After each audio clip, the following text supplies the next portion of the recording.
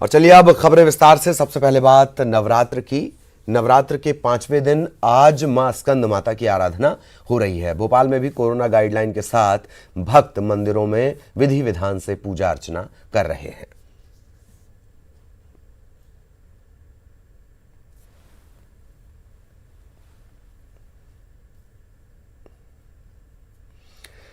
तो आज मां स्कंद माता की पूजा हो रही है। कोरोना के साए में नवरात्र का पर्व मनाया जा रहा है और जिस तरीके से अपील भी की गई थी कि इस बात का ध्यान रखें, किसी भी तरह का वायलेशन नहीं होना चाहिए।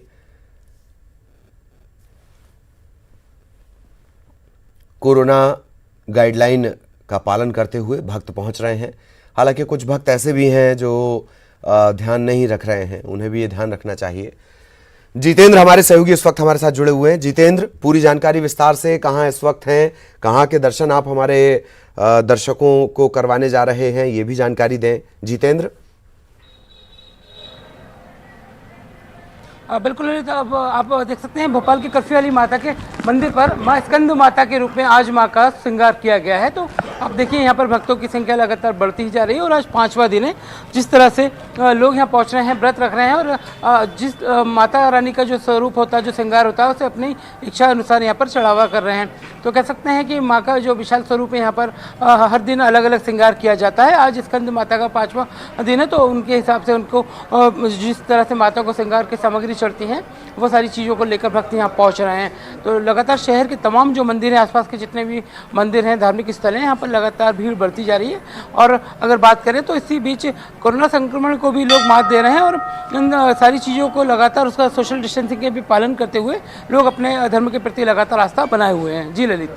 और आज चूंकि स्कंद माता की आराधना हो रही है, धीरे धीरे जो नवरात्र है, माता की भक्ति चरम पर पहुंचेगी। अब जो विशेष अनुष्ठान होते हैं वो भी होने शुरू हो जाएंगे।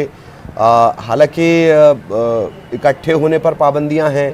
क्या भंडारे जैसी जो व्यवस्थाएं होती थी, प्रसादी जैसी व्यवस्थाएं होती थी, इन पर अभी रोक है या इस तरह के आयोजन होंगे जितेंद्र? देखिए ललित, प्रशासन ने तकरीबन 100 लोगों की व्यवस्था कर दी गई है।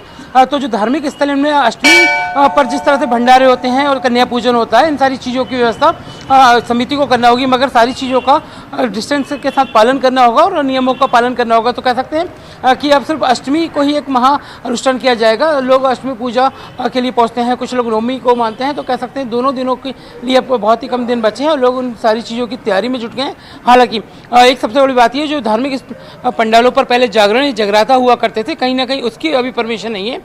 इसके चलते कहीं ना कहीं भक्तों को माता की जो जागरण है, माता की जो भक्ति है, उसमें कहीं ना कहीं कुछ कमी महसूस होगी। चलिए, बहुत बहुत शुक्रिया जितेंद्र आपका इस तमाम जानकारी के लिए। लेकिन आप हमारे साथ बने रहें। एक और अहम खबर